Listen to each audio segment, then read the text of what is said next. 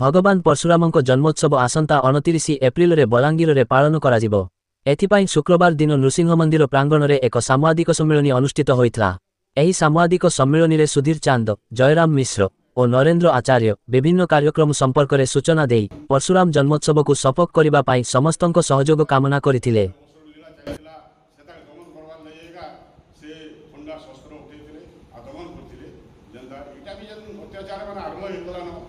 किसी ना से पड़ी जो लिखी नायिका अच्छी सेना ही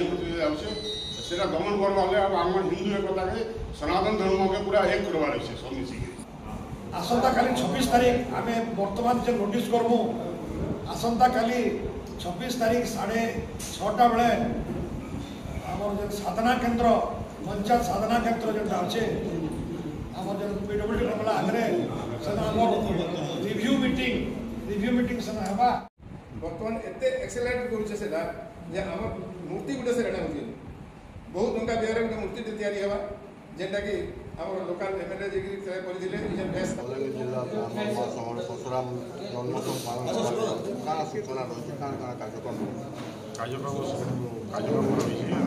हमर पूजा हवा पूजा हवा तापर हमर जे स्टैच्यू बसवा आटो चौक से परशुराम चौक कराई सेनु ध्वजा आरोहण हवा सेनु गोटे जगहटे गोटे आम अकुपाई करूँ एप्लाय करूँ सेने आसिक सेने ध्वजारोहण हवा सकाल प्रोग्रामटा सेने बंद हवा ऊपर बेड़ी ये यज्ञ हवा नृसिंह मंदिर में परशुराम यज्ञ हवा यज्ञ सरला प्रोसेसन बाहर प्रोसेसन बाहर राति प्रोसेसन